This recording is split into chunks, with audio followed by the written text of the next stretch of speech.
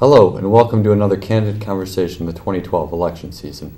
The Civic Media program is produced at the WCKN student-run cable television studio on the ground floor of the Student Center of Clarkson University.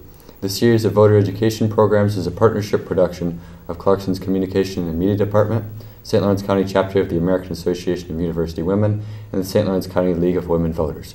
Production crew for this series are all Clarkson University students. My name is Bill Wimmer. I'm a student at Clarkson and assistant editor of the Clarkson Integrator.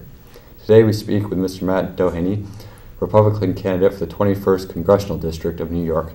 Joining us is local AAUW member Ann Carville and Robin McClellan of Seedcorv. Welcome to both of you, and Mr. Doheny, welcome to Potsdam. Appreciate the opportunity to be back in Potsdam and here on the Clarkson campus. Thanks, Bill. So, Mr. Doheny, what are your top legislative priorities if you're elected? Right.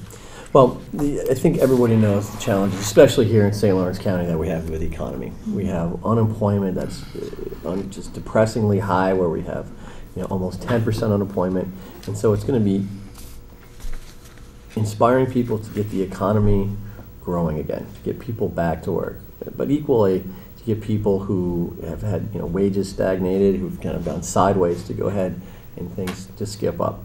And so the first priority is to make sure that we have that type of growth right here in the region here. So that trumps just about everything else. Now, there's certainly other issues that go along with that, and part and parcel of that is what I call infrastructure.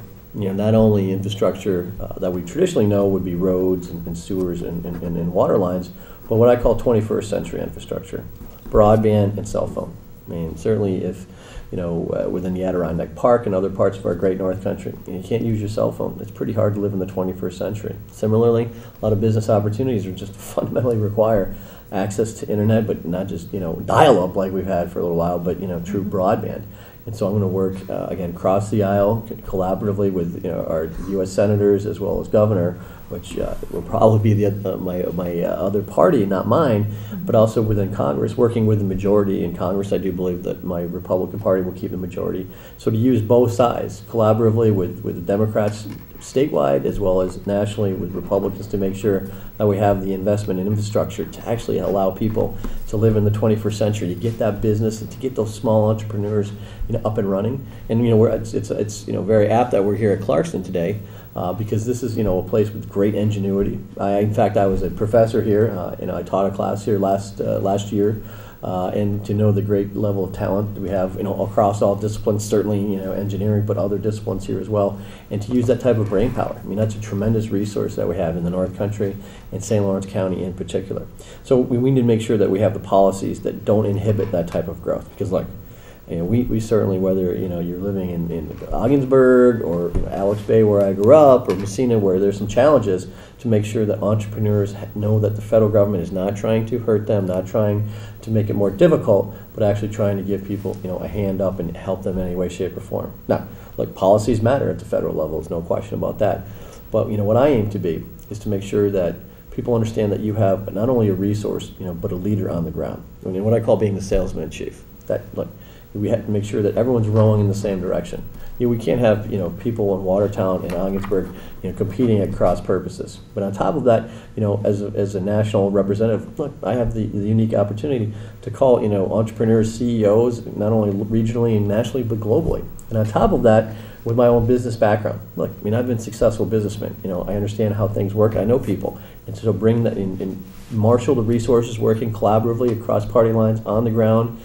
St. Lawrence County or all over the district, but also to make sure that we have the national outreach and to make sure that we have U.S. entrepreneurs, U.S. business people, putting their roots down, coming home, staying here after school, whether you go to Clarkson or any of the other great schools in our area. Can I just have a follow-up? Sure. Mr. Doheny, you talked about working across the aisle, and what we've all noticed is partisan gridlock, which is why Congress probably has very low ratings. So my question to you is, I think most Americans want that to happen. Why do you think it will? Well, I can only make sure that I do that, and I think if you have all 435 members of Congress taking it upon themselves to show that leadership and that outreach, because that's the why, again, you correctly say, I think Congress is, the disapproval ratings are so high. And because, and that's really, again, I hear from independents, Democrats, and Republicans, at some point, why are we sending you down there? And so I think about it, right now, today, I can't look any of you in the eye and say, you know, I can promise you, I know what your income tax rate's going to be, what the payroll tax will be, what's going to happen with military budgets and sequestration, with other things of sequestration. I can't tell you what's going to happen with a farm bill. I can't tell you what's going to happen with the debt ceiling. I mean, cut me off here. It's really been a failure, again, bipartisan failure, to not have that type of certainty for businesses, for families, for farmers to understand how we're going to go forward here. It has to change. I don't think it's an option anymore. But you know, on top of that, again, we wouldn't be in this stage if we actually had a budget. And that's, again, another failure of Congress. That, you know, we don't, right now, that we continue on what they call continuing resolution. There's no budget that's been passed by Congress and blessed by the president. And so you have this really a functionally, you know, dysfunctional, not a functional, a dysfunctional. We're all painfully aware of the problems. I want to move on, though, because otherwise we're not going to get through here. So. Yes. Well, I will work across the aisle, work with leadership, and to make sure that we provide solutions, but also give people the certainty. Again, like as business people, there's no such thing as Democratic or Republican customers. There's only customers. And you need to go ahead and reach out and make sure people understand that we need to move the country forward. Okay, so I'd like to talk a little bit about student issues for a moment. Sure. As you may know, college loans are currently a crippling condition across, you know, nationwide. Compared to other areas of the globe, especially, you know, Europe, for example, the costs of higher education are extremely high. It's not unusual for a student who's graduating to graduate with over $100,000 in loans, which is the equivalent of buying a house and a car and being able to actually use neither. Additionally, our students, especially in the U.S. now, are graduating into a crippled job market, and we're looking at having to have forced repayment of the loans within 6 months after graduation. If they decide to delay their entry into the workforce by going out of the master's program or to get their doctorates even, they face the aspects of getting even higher loans and possible extreme severe underemployment. So how do you plan on addressing these issues if you're elected? Well, it's a great question, and certainly I think it's something that hits home for not only you, but for me. Yeah. I mean, I grew up in Alex Bay, and I was one of those kids you're talking about. I mean, I graduated a couple years ago, and after, you know, my schooling, and I did go on to get, you know, a graduate degree as well, I had over $150,000 of debt back in the mid-'90s. So I can truly not only sympathize, but when you wake up in the morning, you're like, okay, how am I going to be able to, you know, whale that down? And so you're exactly right. And it's a true challenge. And so I think there has to be two parts of the discussion. Like, number one, I think you touched on it, is we're going to make sure that we have not only just jobs, but good jobs. Not just, you know, minimum wage jobs, but true jobs that will allow folks like yourself with quality educational background, you know, people who are willing to work hard and get ahead so that they have the opportunities. But equally, you know, you're from Carthage, I'm from Alex Bay, that they can have it right here. So growth in making sure that we have the type of industries that I'm going to help recruit, I'm going to help, you know, be the salesman and chief and quarterback to get those opportunities right here. So you don't have to go to Chicago. You don't have to relocate to Dallas or Detroit to go ahead and have those opportunities to say, well, I'm not even about living, I'm about whittling down my debt. Like, as a side note, you know, people ask me, you know, from a career I've been successful, you know, what was the most exciting part of your career? The day I paid off my last student loan was the most exciting day. So I understand. But secondly, you know, when it comes to student loans, I mean, I think we have to go through a process that's realize that, you know, not everyone's going to come to Clarkson. And that whether it's, you know, community colleges, and we have some tremendous, not only 4-year, but, you know, 2-year community colleges here. I mean, I've taught at Jefferson Community College. You know, you see, you know, North Country Community College and other places, as well as, you know, we need to make sure that educational opportunities are broader. And so things like BOCES for, you know, people still in high school, but also, you know, new opportunities to have non-traditional programs. Like when I taught at JCC for 2 semesters, excuse me, half my class were non-traditional, people who needed to go ahead and retool and recharge. And so part of what, you know, drives the cost is, like, you know, how many anthropology and English majors, tell me you're not an English major. No, okay. History and college. I was.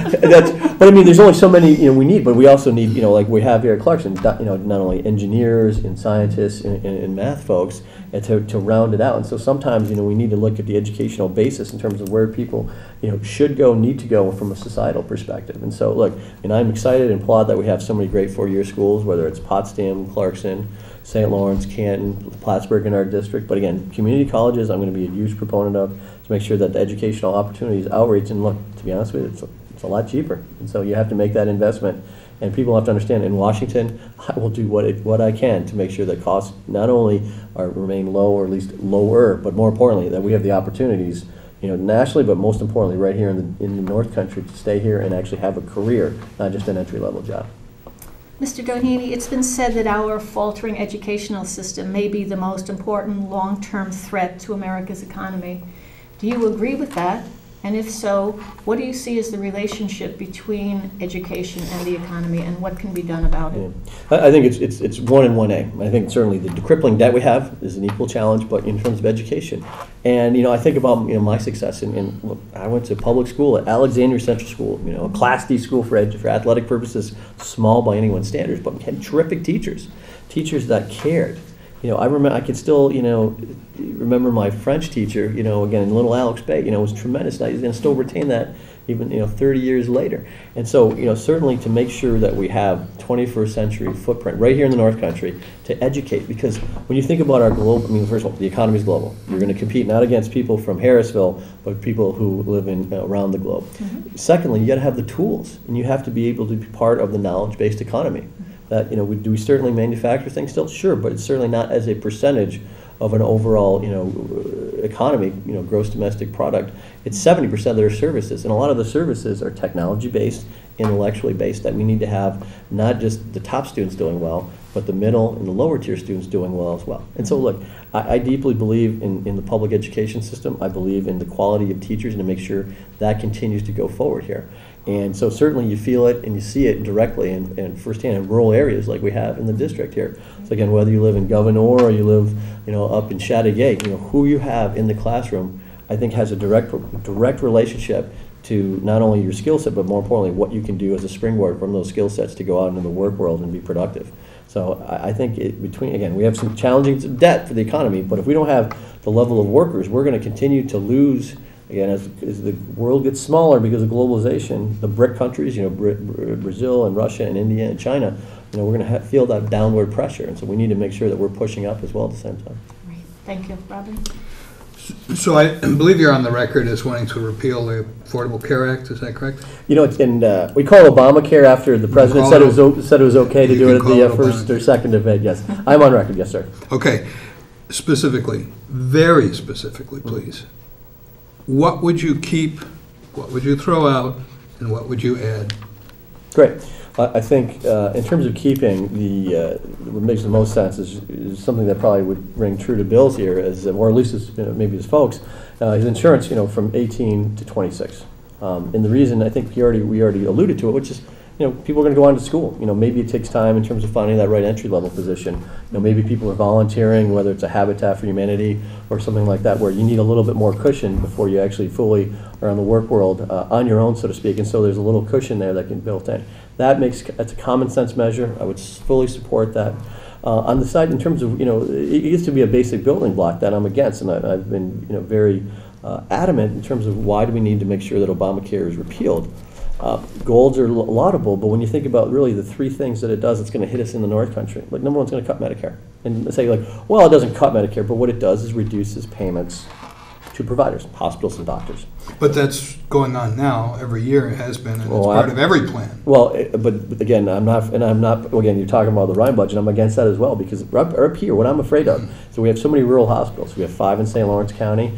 Again, so whether it's Ogdensburg or Elizabethtown over in Essex County, these are things that we go through a consolidation, you're not going to have a hospital. Mm-hmm. And I'm very worried about that. Secondly, when it comes to physicians and the reimbursements, at some point physicians will be like, I'm not going to take Medicare patients. And guess what happens? There's a thing called sustainable growth rate, the doc fix that happens every year in Congress.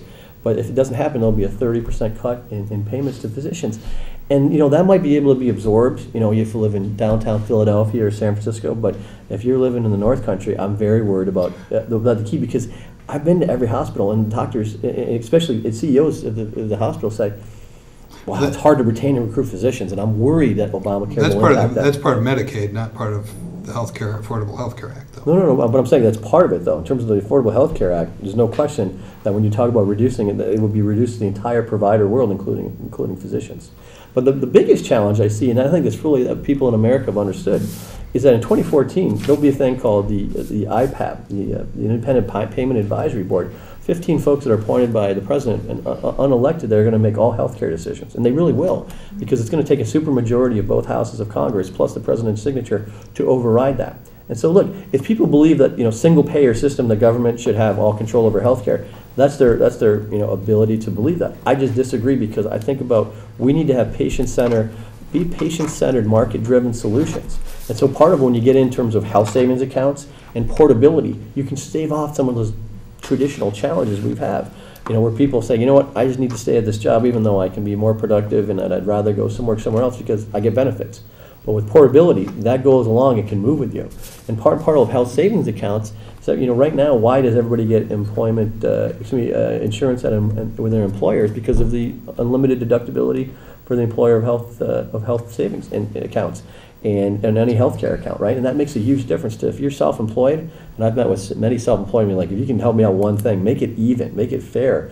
Because if I had, and sometimes people just go ahead and create the structure of the companies to have that tax advantageous. And so if you have health savings accounts, portability, I think those things that will make a big difference. And lastly is what I call is, tort reform. I mean, basically, doctors are worried about, every 2 or 3 or 5 years, they're saying, something could happen where my entire practice could be taken away and shut me down. And the preventive medicine, the cost just continue to rise and increase. And so that's something that wasn't part of the president's plan that I think needs to be part of it. So you would actually add tort reform.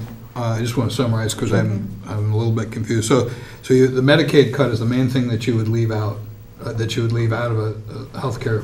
Medicare. And then remember, the way Obamacare is paid for by cutting payments to reimbursements of about $700 billion and almost $1 trillion of tax increases across the board, 20 different ways, from medical device manufacturers to tanning tax and so on and so forth. Okay, and then you would cut out the payment advisory board, and then you would add portability and tort reform. That's what I have. And again, what it also cuts is part of what they call Medicare Part C, which is Medicare Advantage. Again, allowing people to go ahead and have competition for their government dollars through Medicare. That's draconianly cut. I would reinstate that. So again, I'm on the record saying, we need to have a different model here. But those are 5 ways that I think that part of what you can keep, part of what needs to be fundamentally be overturned, and part what wasn't addressed that can continue to make healthcare affordable here in the North Country. A little bit different than a model. Okay, this was national, so it's a little bit different than what's going to happen on the Upper East Side of Manhattan or downtown Dallas versus in Ogdensburg or Malone or Carthage or Plattsburgh. Okay, we're getting near the end. Do you think that your question's been answered, Bill, about internet, or do you want to ask? Yeah, we can elaborate a little bit. So you already pointed out that one of the things you'd like to do to improve the economic vitality of the North Country is bring in internet access.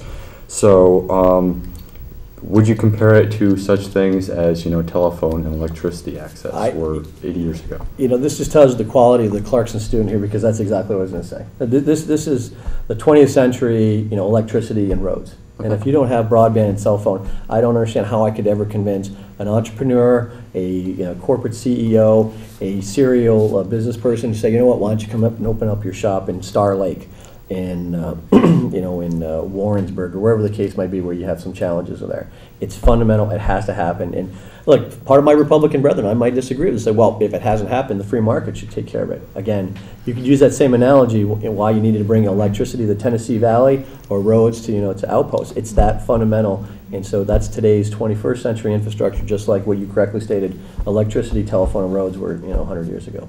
Mr. Doheny, I'm going to squeeze in, I know we're running out of time, but I'll squeeze in a question about investment banking. We are now living in what's being called the Great Recession, and it's widely agreed that the Wall Street banking industry is inadequately regulated, too powerful, too complex to manage, too involved in risky speculation, and is steeped in an ethical vacuum. There are economists who believe that if these structural problems are not being dealt with, that we are headed to an inevitable crisis. What are your thoughts on that? Well, and unfortunately, when Congress passed Dodd-Frank law, it almost baked in that, unfortunately. And I mean that when you actually have certain institutions that, they put a fancy term that they're, systematically important and so on and so forth, but it really means that they're too big to fail. Mm-hmm. And we saw that because there's one thing I know traveling around the North Country District, that people are sick and tired of the bailouts. I mean, there's issues, with on the other end of the spectrum in terms of, public assistance, but they're sick and tired of the bailouts. Like, why does someone who, runs a solar company get all this $500 million, and I'm here working hard every day? Why do those guys on Wall Street, why do they get bailed out? They made bad investments, bad bets. They should be wiped out, just like I would if I made a terrible investment here. And so what I'm worried about is what Dodd-Frank bakes that in. That doesn't allow the competition to make sure that, you know what, here we have great capitalism system. That, you know what, if things go well, if you work hard and succeed, you can become wealthy. But if it turns out the other way around, you know what, we're not going to bail you out. And so I think what happens is that we have to remove, again, you know, we don't need to deregulate. What we need is to make sure that the market can go ahead and these companies that shouldn't exist, that are continuing to bail out, which not only hurts us economically and financially, but also, you know, spiritually, because I think that's, you know, part and parcel of your question. I mean, it has to change, and I will, in Congress, make sure that, and understanding the issues, to make sure that people understand that, you know, we can't have these same policies and think that it's going to go different, because you're right. If we don't, then we're going to wake up one morning and be like, wow, it was even worse than this time than it was last time, and that was bad enough. Right. Mr. Doheny, we're at the end. On behalf of Clarkson University, the League of Women Voters, the American Association. We're not quite at the end. We're not. Oh, okay. I thought we were. That was 15 minutes, sorry. Oh, okay. Sorry, I thought it was that. That's all right. Go ahead. So that was a good segue, your comment about Solyndra. In light of falling natural gas prices and rising carbon dioxide levels in the atmosphere, what do you think the federal government should be doing to transition to alternative energy? Well, I think that part of it, you have to, you know, realize what works and what doesn't work. Unfortunately, there are certain technologies that I think more R&D and more research has to be continued to make them actually economically viable. I mean, I think that. So you feel that they should be, that's where the concentration should be, rather than the alternative energy tax credits that allow it to get started on the ground. Yeah, because on the ground, because it's not working. I mean, we see that. I mean, it's not just Solyndra, which is everybody knows is a touchstone, but, you know, there's 40 other companies that have just gone bankrupt and failed because the business model hasn't gotten to the level where it actually is commercially or economically viable. And look, I do think that will happen someday, and I look forward to that day. But until that day, it needs to be developed and refined so that it can get there. And so right now, especially in an area like ours, where things that do work, whether you have nuclear power, whether you have hydropower, or whether you have biomass, that economically would actually work right now. And that part of, you know, in terms of supplementing our actual energy needs in addition to the traditional natural gas and coal and so on and so forth. And so that's why, you know what, we have to, again, another thing that part of our conversation is like people like, you know what, I'm just sick of the giveaways. So, you know, I want people to compete fairly. You know, I run a tool and die shop. I have an insurance firm. I have an auto body shop. You know, where's my, you know, I don't want a handout, but why do other people get their handout? Because someone decides whether it's in Congress or in the White House or some other, you know, person gets to make that decision. And that's part of what the fraying of not only what confidence in government is, but you reflected in, you know, the results of why Congress has such a low esteem. We need to change that. Any other questions? Let's see, Bill, you had one. Yeah, actually, into political reform. So, how much of your time must be spent raising funds so you can actually run for a campaign to be elected? And did you support the recent Citizens United Supreme Court decision or not? There's no doubt that it takes a lot of time to run for office, in particular, you know, national office like United States House of Representatives, and there's no doubt that raising money is a challenge, and it requires a great deal of time. It is probably the least enjoyable part of running for Congress, especially in an area this diverse and this rural. But when it comes to, you know, reform, look, what I do know, and you mentioned the Citizens United case, is that not a single person has ever grabbed me and said, you know what, please use my tax dollars so you can run for Congress. It just hasn't happened. And so, look, even within the Citizens United decision, there still can be regulation and structure around it. It just says, look, we believe in the First Amendment, which I deeply do, and you obviously as a journalist or budding future journalist believe as well, to make sure that people, you know, want to go ahead and put their resources forward and put an idea out there. Now, for me, it's all about disclosure. It's not about saying no. It's about making sure that the sunlight hits the facts on the ground. And I forget which Supreme Court justice, but sunlight's the best disinfection. Maybe it was Brandeis. And I think that's the mentality that I would bring in terms of that whole pool of how do you go ahead and regulate, making sure that people know, you know, who the donors are, people who know, you know, who contributing to your campaign and who your supporters are. Yeah. Mr. Doheny, Teddy Roosevelt, and I'm paraphrasing here, said something to the extent of beware of money, large monopolies, companies that get too big to fail, etc. because they'll take over the media, the politicians, and then the democracy. So I think this really ties into the question of Citizens United, that what will be the role of such vast amounts of money controlling who gets elected? I'm sorry, what's your question? Well, my question is, you're supporting Citizens United essentially? Well, I'm supporting the First Amendment is what I'm supporting. Well, he asked you about the case. And I said yeah. I support the case. And the reason I support the case is because the core holding is twofold. Number one, that we have a First Amendment. Mm-hmm. The fact is that you can spend your entire time or you can resources. And for me, the second part is to make sure that it's robust as the first part of the regulatory side, which is disclosure, to understand who does what. And so people can make an informed decision based upon that. And so when it comes to my race, I mean, just so everyone understands and clear here, like, I'm the biggest contributor to my own race. So when you talk about independence, that I have to talk to myself and my wife. I mean, it's my wife. And so when you talk about, well, will you have undue influence from your donors? Well, the answer is yeah, it'll be myself. And so that's a fundamental difference that I have with a lot of people, because again, it's one thing to raise money, which is important, another thing to get supporters. But when you put your own investment and yourself foot forward, it lets people know that A, you're darn serious, and it's not more, and you want to make sure that you do the great things that you think you can do for the North Country. And so again, people certainly, that's fully disclosed going to that second prong of the Citizens United. Any other questions? I think we're just about out of time. Near an end. So once again, I'll repeat myself. Thank you so much for coming. On behalf of Clarkson University, the League of Women Voters, the American Association of University Women, we are so pleased to have you. And would you like to take a minute or so to make some wrap-up comments? Well, sure. Well, first of all, thank you very much for your time and for the opportunity, the League of Women Voters, the AAUW, as well as our folks here at Clarkson and future journalists and student leaders as well. I appreciate the opportunity, and again, it was a positive conversation to talk about how we're going to move the North Country forward.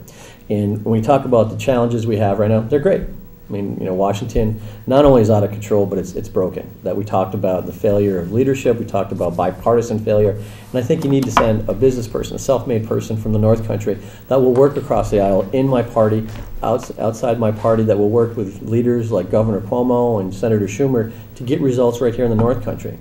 I pledge to you, as the salesman-in-chief for the area, we will have better opportunities here. Unemployment, which is tremendously high, needs to be reduced in St. Lawrence County, all over the district. I pledge to you I can do that. We will, as a fiscal conservative, we will get the spending out of control, but more importantly, allow business growth and opportunity to team right here in the North Country. We can do it. All I ask is that you give me a chance on November 6th. Thank you. Thanks.